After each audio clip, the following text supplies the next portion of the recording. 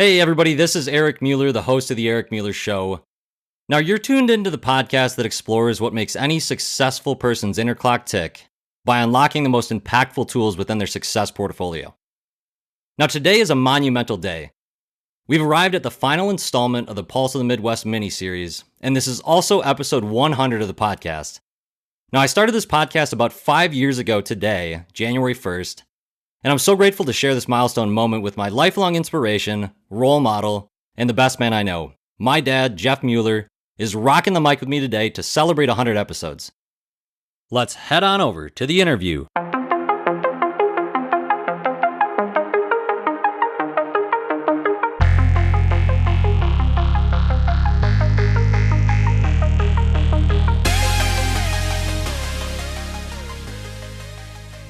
Dad, welcome to the show. Thank you. Thank you. Quite a introduction. I don't know if I buy into all of that, but we'll take it. Well, we'll see how much I buy into what you say later on. All right.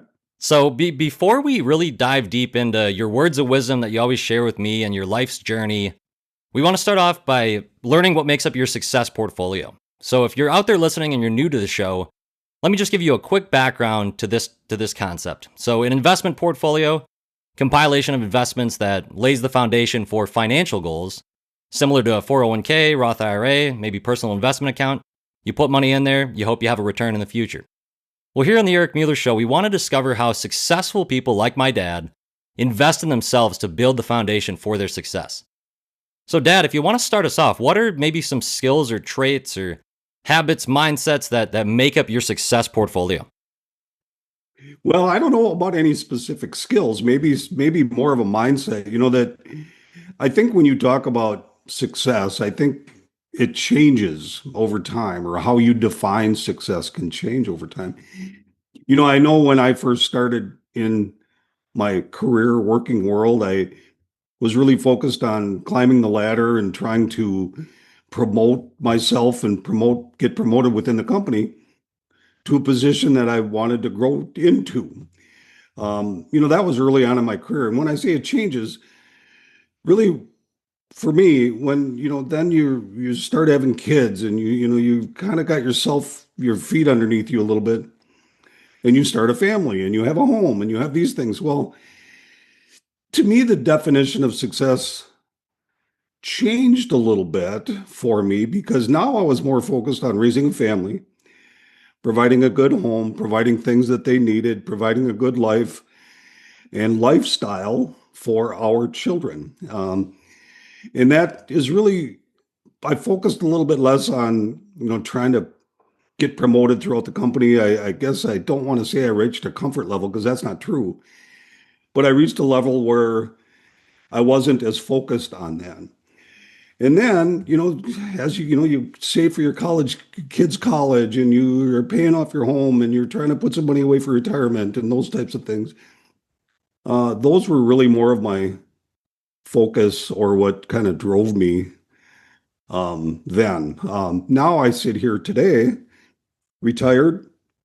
I have grown children. I think in the last few years of my working life, my employed life, really I was gearing up towards retiring. So again, my success was really driven towards, how can I retire comfortably? My kids are off, they're established.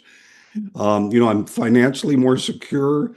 Not that I have deep pockets, but I'm financially more secure, that you feel a bit of relief, a bit of freedom. And, that's really what I was striving for at the last few years of my working life. So to say what is my success portfolio? Well, it changed. And I think it's probably true for most everybody. And in that, as you grow older, as you evolve, as you become in a little bit different financial position and financial comfort, whatever that may be, however you define that, that's not for me to say. But as I defined it, was being able to retire kind of on my own terms, and when I wanted to, and still be able to do a lot of the things that I want to do. Yeah, absolutely. And just to share with the audience, so you retired in March of 2024. And so coming up on about 2 years of being retired, mom is about to retire as well. So you're about to start, a new journey of your life that, a lot of people look forward to when you have a spouse, you have both people retired. I know, my sister Claire and I are super excited for that as well, to see, what you guys do and, live through those go, go, go years where you're, wanting to do a lot more things since you have more time and you don't have to spend 8 hours a day in an office. And you mentioned something changing with the success portfolio. And that always makes me think about, the definition of success and how people define that term. There's a lot of people that come on the show, like they like to ask them if it's different than what it was earlier in their life. And a lot of the times it is. And, you and I talk on the phone almost daily.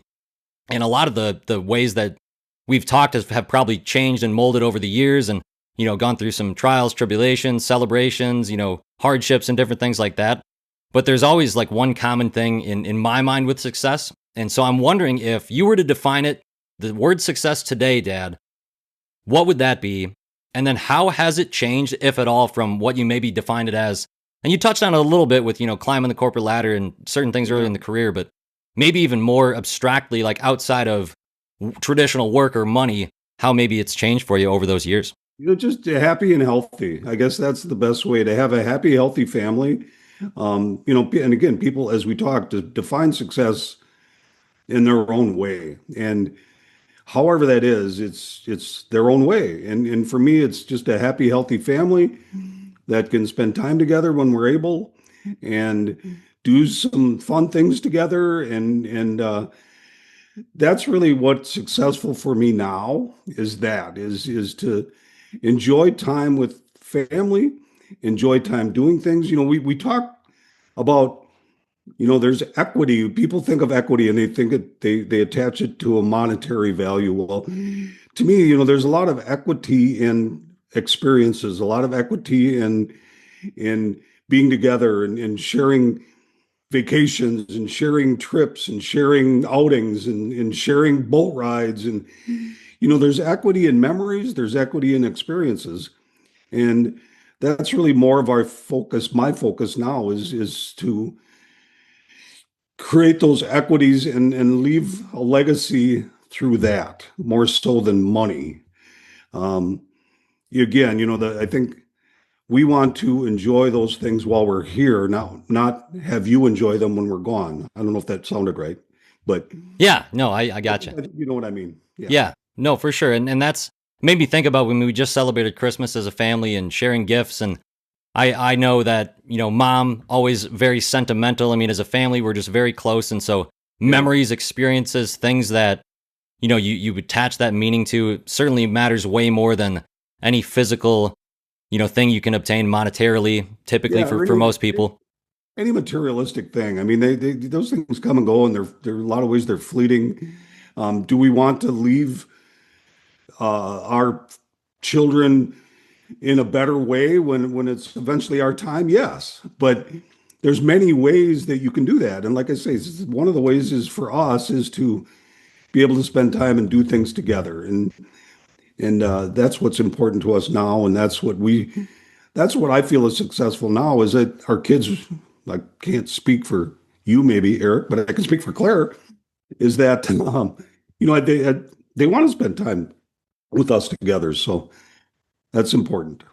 Well, of course, and and people listening that don't know you, Dad, you're a jokester. You're the comedian in the family, so to speak. Not in a dumb way, but in just a happy-go-lucky, fun way. Always making jokes, and so obviously, yes, 100% with Claire, that spending time with the family is one of the best parts of life. I wrote this gratitude journal on a phone app for the last, I think it's up to like 960 something days. And so it's getting close to, that 3-year mark. And pretty much every time we spend time together, even when we don't, it's always in there. It's the gratefulness for, so grateful for a wonderful Christmas celebration, or that got to play a game with you and Mom and Claire. And so those, I feel like looking back in like 2 decades, you're never going to think like, oh, like I can't even remember like what car I was driving back then, or what, how much money was in some investment account that you had, or what, what your retirement looked like. So, but on that point, I'm wondering if you maybe could shed light from like working in, the corporate world and seeing maybe like what people could call like the lifestyle creep a little bit. So we talk a little bit about worldly possessions. And it seems like there maybe isn't a limit or a cap to once someone reaches a certain level, then it's like, oh, they just want the next thing and the next thing and the next thing. And if you have $1 million home, it's like you'd probably be envious of the person that has a $3 million home, or like, where does that end? And it's obviously kind of challenging for people that maybe are struggling with where they want their life to go if they're not, like myself included, not married yet, certainly not sure where certain things might lead. But have you seen that in your career with certain people, without naming names, or just broadly, that have experienced like that type of lifestyle creep, and maybe you even saw that it led to less happiness than other people that led, maybe a more traditional family style life? Absolutely. And I don't want to overstep your, hey, I'm single plug that you just put in there. Did you catch that? Oh yeah. But anyway, yeah. But no, that's a tough one because it's such an individual thing. I think, it's kind of the 2-foot-itis, that I used to say when we were boating more. Everybody wants a 2-foot bigger boat. And somewhere you got to draw the line, and be happy with what you got. I think sometimes people can lose themselves in, what is it going to look like 5 years from now? What is it going to look like 10 years from now? Where am I going to be 5 years from now? What position am I going to have? What kind of financial stability am I going to have? And you forget that you got to live for today. It's kind of you got to have your feet on both sides of the fence. You got to be one eye on the future, 1 foot on the future, and 1 foot on today. And it's a balancing act for sure. And I don't know that you'll ever know when you get there, but I think you'll always know when you're not. Does that make sense? Yeah. So people are too, what do I want? Where am I going? What am I doing? Well, stop and look where you are, and remember that all the challenges and all the things that you've done to get where you are is incredibly important. Not so much to get hung up on, where am I going. Well, You, it kind of, I was just going no, to say, you of course have to have that in your head a little bit, but at the same time, day by day, take it as it comes. Work hard, do your best every day, and it'll all work out. yeah, like winning the day is a way to approach it, or, how can you just make today a win? And you're not going to, I sometimes think even like, championship teams, which is almost always not the men's Minnesota professional teams that we've seen for your entire life, essentially, in my whole life. Yeah. But, those championship teams don't even go undefeated. There's still losses along the way, and they, deal with injuries, or just to metaphorically talk about it with sports. But it made me think of something that I'm sure people see on social media. It's like and maybe you guys may have even mentioned this, or Claire potentially, but the version of you now, 5 years ago, they were dreaming about that version that you are now.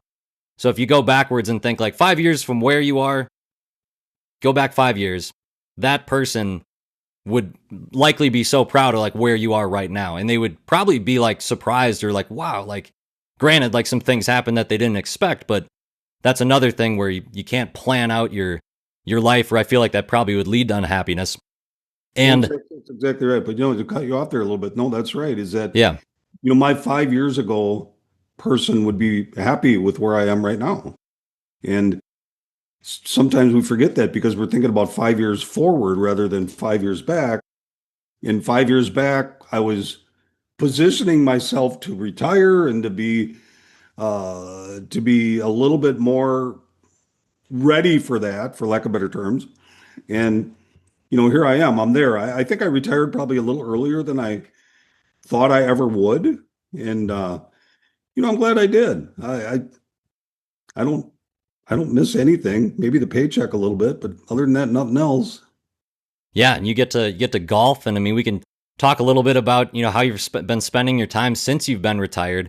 Yeah. But a question that really like kind of struck out at me when we were just talking about the progression of how to think about your life and approach it in a way that you're grateful for where you are and live for today type thing.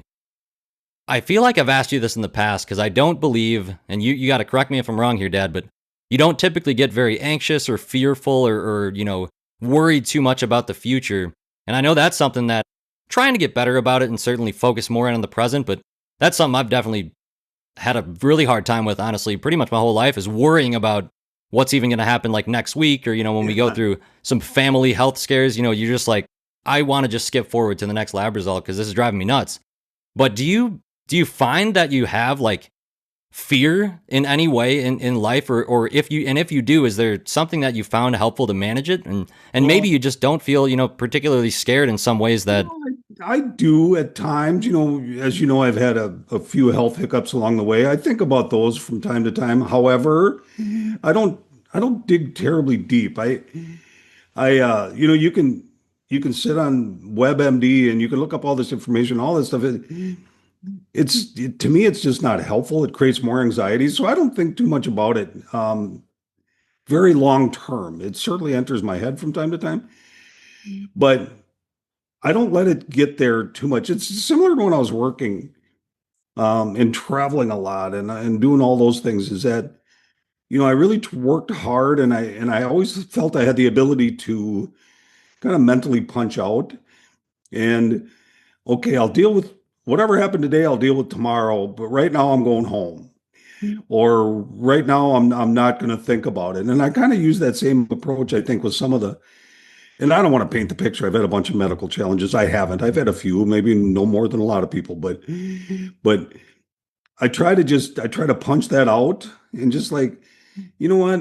Only worrying about it only creates more anxiety and more heartache or more mental anguish or whatever you want to call it.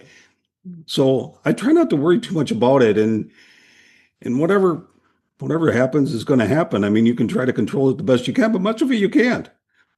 So why worry about things you can't control too much? It yeah. just drives you crazy. I don't know. I think that's one of the biggest things that I like to remind myself is that compartmentalize things as best you can. Because if you let them mingle together too much, it's just not healthy mentally. Well, and it's like don't let tomorrow or yesterday ruin today, kind of, right? So I mean, if you're worried about something that happened yesterday, or that like, kind of saying where if you worry about something and it doesn't happen, then you worried about it for no reason, and if you worry about something and it happens, then you worried about it like two times, pretty much. Right. And it's kind of, I mean, it's easier to talk about when someone's going through something and scared or worried about it. It's a lot more difficult, obviously, but yeah, no, those are like certainly things that I feel like I don't know if you've noticed any change in the way that Claire or I have like thought or approached things, over time with that. I mean, this is probably an opportunity for you to rib me a little bit about all the advice that you give me that I maybe don't seem to outwardly act on. Yeah, I think that people that are in their 20s, 30s, I feel like mom and dad have certain thoughts and advice and things that they tell you. And I don't know what it is or if it is true, but it seems like you can't really see it until you're at where you and mom are now, Well, like yeah. 30 years in the future. So it's like, oh yeah, my mom and dad were right about that, and maybe that it's like, oh, maybe they weren't necessarily 100% right, but maybe their line of thinking was maybe I was wrong in the way I was thinking about a particular path. Yeah. And We're not always right, but we will always tell you what we think is right, but it doesn't mean we are. But yeah, I think you got to benefit from the experiences. Some just living life for, in my case, 63 years. You see a lot of things. You meet a lot of people. You see a lot of personalities. And you have a lot of experiences that you can pass on, and that's what parents should be doing. Well, that's probably not the right word, but that's what I feel I should be doing is passing on some of those experiences and some of those life challenges and how I handled them and how I believe they should be handled them and how, if I handled them wrong or if I didn't do the right thing at the right time or whatever to make sure that you know that as well. So it's uh it's hard sometimes for sure. As a parent watching your kids do their thing, again, you talk about feet on both sides of the fence. You got to let them do their thing, but you also got to make sure that you give them your advice as to what you think the right thing is, whatever that may be. And they will choose to follow it as best they can, but at the same time, they've got to live their lives also. Yeah, well, and it's also the standpoint. I think both. I mean, I'm talking a lot about things that if Claire does listen to this, it's like certainly she'll probably be like, oh, I don't think that, or like, why did you say that, or don't talk about me on this show or whatever. But I think that we definitely, all of these just talk about myself. I definitely want to make you and mom proud. So make your parents proud and make them happy of the son that they raised, while at the same time staying true to yourself and not. If you feel really passionate about something, like you just said, you're always going to share your opinions, and the unconditional love and support that I feel so grateful to have had from you guys throughout my life. That the support is always there, and it's like, well, if they disagree with this or think that maybe you should do it this other way, and you do what you believe it is, and like it's like, well, you're gonna find out who was maybe right, or man, no one's gonna be maybe necessarily 100% right. But it's something that where you won't really know until you try it and go forward. And I'm wondering if we talk about everything having to do with success in life broadly and conceptually, but you gave me a really, really good metaphor a couple months ago that had to do with baking. Yeah. And so I don't know if you wanted to share that with me, because I could share it. share with the audience. I thought that was really great, and it really like made me think a lot about how to compartmentalize and do a better job of that, because you've seen me, honestly struggle with that, and it might seem on the surface like, gosh, just put that out of your mind for the rest of the day, and who cares? Like, go for a run or go watch, an NFL game, and just don't worry about that till the next time you have to worry about it. Well, and like I say, sometimes you got to punch out. But that the analogy I used was that, life or a day or can be like baking a cake, and that is. There's going to be tasks. There's going to be things that you don't want to do and aren't comfortable doing, and take you out of your comfort zone. And there's also going to be tasks during the day that are thoroughly and truly enjoyable, that you love doing and that you look forward to doing throughout your day or throughout your week or throughout your month. And I compared it to like baking a cake. Individually, some of the ingredients don't taste good on their own. And that's sometimes your job doesn't taste good. Sometimes a task within your job doesn't taste good. Sometimes getting up real early doesn't taste good. But you still got to do it because you're making a cake. You're making your life's cake. And that is the ingredients, when blended together, all the ones that don't taste good, all the ones that kind of taste good, and all the ones that taste really good, when they're blended together, they make a cake. And the cake that you made is what you're ultimately looking for and looking to do. And the cake turns out a beautiful cake, and it tastes great. I know it might be a little simplistic thinking, and I don't even know, maybe I subconsciously heard that somewhere or something, but it just made me think of that one day, that, your day isn't made up of sweet sugar and things that are always great. Your day can be made up of things that aren't very pleasant, but blending them together and making your cake is the goal. Yeah, and even if you did hear it somewhere, we're gonna claim that as Jeff Mueller's cake analogy. Yeah. And I think too, another piece that we could add to it is like when you prepare a cake, I mean, you have to bake it, and so that takes a considerable amount of time as well. So not rushing, and I feel like I'm giving myself advice pretty much, but don't be patient and don't rush towards. You can't just throw the cake in the oven for 5 minutes and be like, oh, it's got to be ready.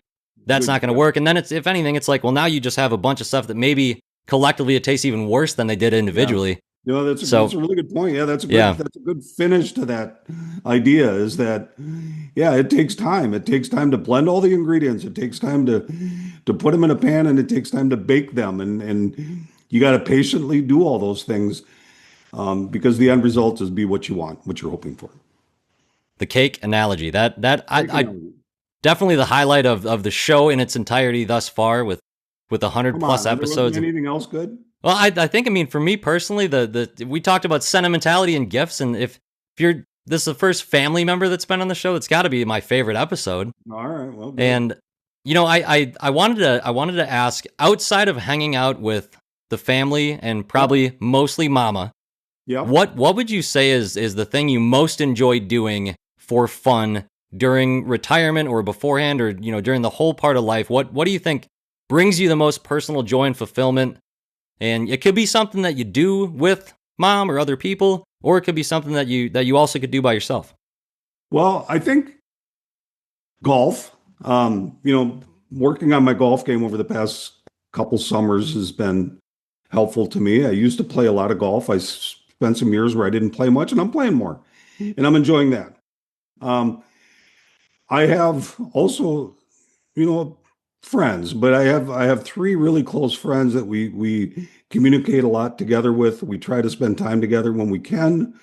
Um, and I think those friendships have only grown deeper and stronger as we've gotten older because we're growing older. They're high school buddies, so we've grown older together, and we chewed a lot of the same dirt, as they say, where we've have a lot of the shared experiences, and to see where we all are now in life is has been really nice, and the ability that we have to still stay in touch and still get together and still do things and still enjoy each other's company.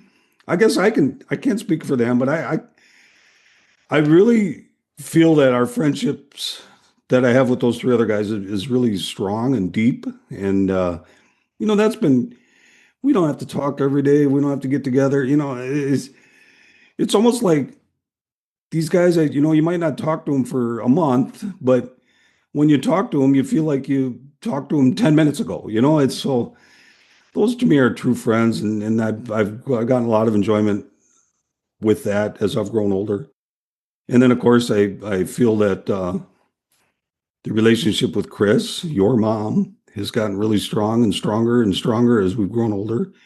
And we just enjoy spending time together. So, did Yeah, that that answer your was, question? oh, 100%. That made me think of what you shared, probably a couple years ago now, but you told me, and I think Claire as well, but you were like, the feelings that you have towards mom have only grown stronger They over have. the years, which I is don't know if she would say the same it. thing. Yeah, which is, so then obviously that You didn't is, catch that. she wouldn't say the same thing. Yeah, I don't know if Oh, she would say the well, same thing. we'll Yeah. have to. Well, Yeah, I we can mentioned ask. that we gotta bring mom on, and that Yeah. can be just. Yeah, I joked the other day. I was like, she can just basically roast me, and passionate mama bear can come out for a little bit of comedic effect on here. But Yeah. Well, I don't know if it, you want that. yeah, maybe for episode 200, we can swing back for mom, and she Yeah. can Yeah. she can share her words of wisdom and success portfolio. But the Yep. the golfing piece reminded me, Dad, of the story that you told me when you used to work out in North Carolina and you lived out there. I don't know Yeah. if you wanted to share that. I mean, they're not the same friends you just talked about now that you've gotten really really close to, but I'm wondering if it makes me laugh every time you say it, and I feel like you make the listeners laugh too. And maybe one of those guys at some point, assuming this never gets taken down, maybe somebody will listen to it Yeah. someday, and Maybe. they'll be Maybe. like, "Oh my God, that's what happened." Well, real quick, when lived down in North Carolina for about a year, and that's when I was playing a lot of golf, and I didn't have any friends down there because it was just Chris and I that were living down there. So I would always go to the golf course alone. I'd never have a tee time or nothing. So I would just show up at the golf course and I'd tell the folks in the pro shop there to just hook me up with whoever. I don't really care. Well, as it turned out, I hooked up with these three guys one day. Their normal fourth moved or wasn't no longer whatever.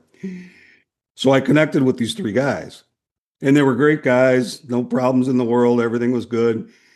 And I ended up playing with them every Saturday morning. And one of the guys would stop by and pick me up every Saturday morning at whatever, 7 o'clock, 8 o'clock, whatever it was. And we'd go off to the golf course. Well, during this time, I took a different position within the company. So I was moving. I was moving from Winston-Salem, North Carolina to Schaumburg, Illinois. And I never told those guys. And I don't know why. Looking back, I don't know why. I just never, I don't know if I didn't feel they were close enough to really care. I don't remember what the story was really, but I never shared it with them. So I just keep thinking that guy showed up to pick me up on Saturday morning and my apartment was empty and we were gone. And to this Yes. day, I'll bet he wonders what in the world happened.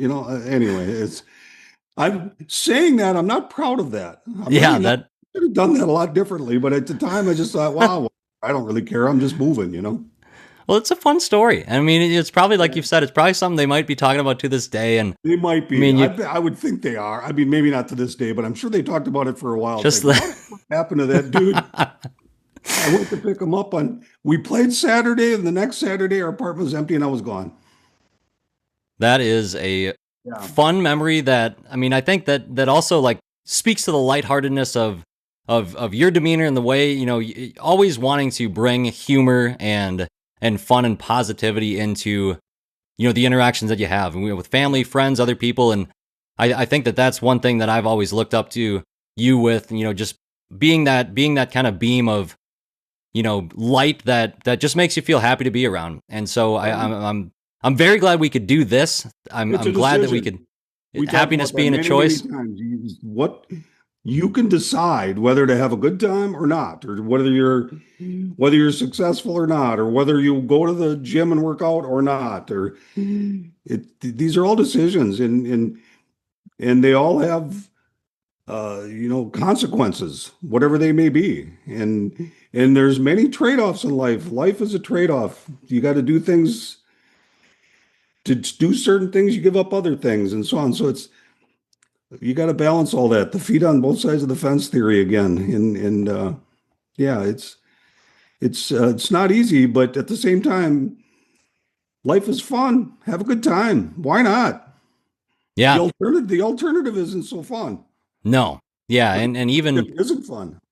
yeah. And you even see like, people that certainly put, kind of reframes your mindset and it makes you feel, kind of those moments of gratitude. If you see, someone that's maybe homeless on the side of the road or somebody that, at least from the outside looking in, it looks like they're in a worse off position than most other people that you know. And you kind of internalize that a little bit.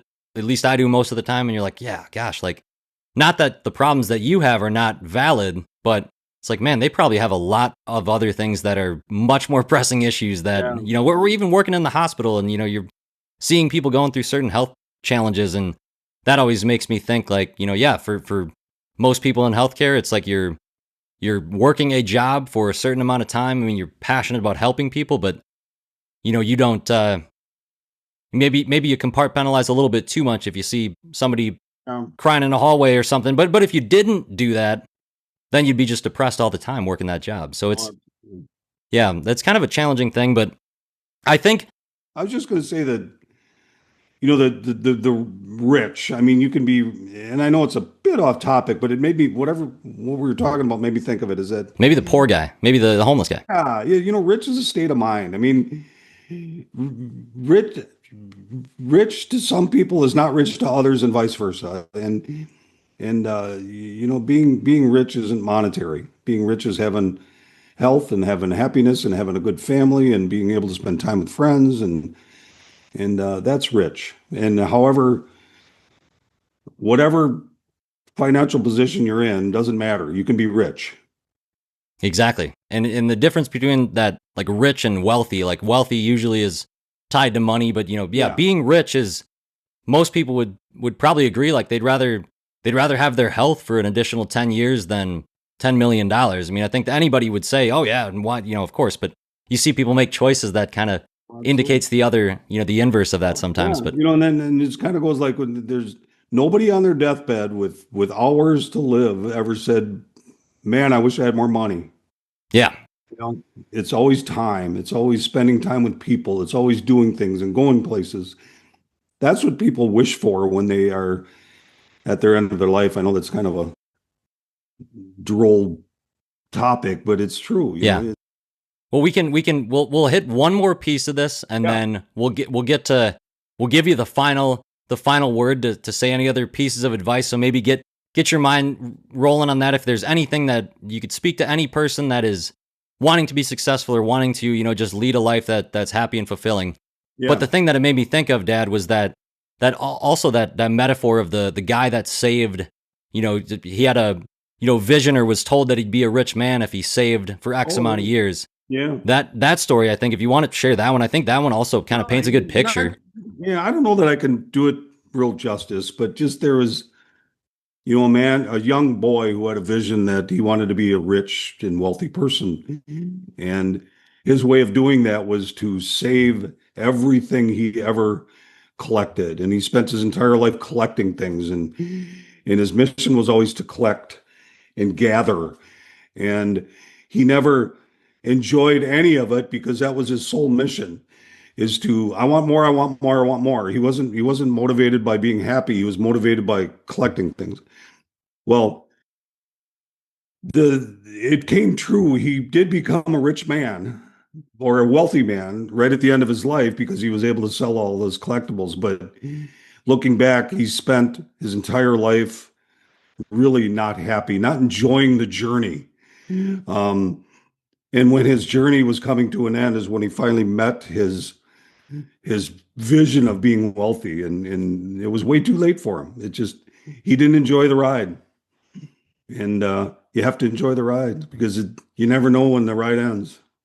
Yeah, I think that's almost perfectly a perfect spot to tie a bow on it right there. But I didn't want to deny you the opportunity to share if there's any final words of wisdom from my dad, Jeff Mueller, to lock up the final piece of the miniseries, The Pulse on the Midwest, and close out episode 100 of the Eric Mueller Show. I don't know that. I think I probably said a lot of the things that I would say to that question, but I don't know. It's just, be happy, have fun. Life is short. You get one trip around, and you don't want to waste it wondering what if, or wondering where I'm going to be 5 years from now, or you miss a lot of things along the way. The stop and smell the roses. How many times have we heard that? And people don't do that enough, I don't think. And I'm sure I didn't either.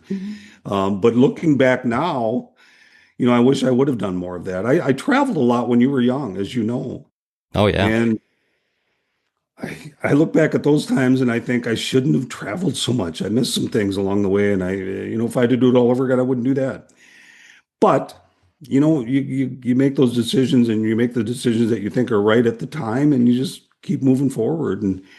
But I look back, and my goals and what I feel are important have changed. And that's one thing that you got to remember, is that this life evolves, and it evolves in different ways. And you just got to remember that where you're at today may not be where you're going to be at in the future. And that's okay. You don't know. You can't predict it. Just live it. Yep. Let the control go and just live for today. Be present, be happy. And Dad, thank you so much for being on here. This has been awesome. Wrapping up, episode 100, that's been on my mind for a while. It's taken a while to get this recorded. Yeah. I think I've been, in some ways maybe unintentionally pushing it off a little bit, because it was like, I want it to be good. And we're going to be going into 2026 now with just a renewed space on the podcast. Going to be very excited to see what this might turn into. You got the emu sign in the back, so that when this releases, I will have hopefully just thrown you hung this. Yeah, I got pictures. Maybe the episode cover should be of you hanging this thing. But yeah, so we have that going on. So when this episode comes out, hopefully just had a great New Year's Eve event DJing as Emu. Just launched some podcast merch on theworldofemo.com for the Eric Mueller Show collection. So there's a t-shirt, a hat, oversized sweatshirt, women's long sleeve crop top. So I'm gonna get you and Mom and Claire some of this gear to rock and wear, and then you can when someone asks you, if they ask you what it is, then you can go into those. You can tell them about the cake.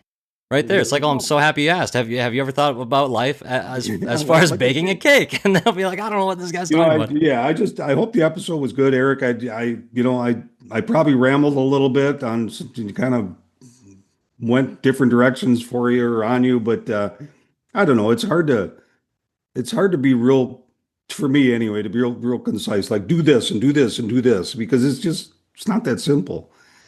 You just gotta adjust. Yep. Well, and that's the perfect adjust and be happy. We'll close it out on there. Let's rock into 2026. Love you tons, Dad. Love you tons, kiddo. And we'll talk to you soon. This is Eric out.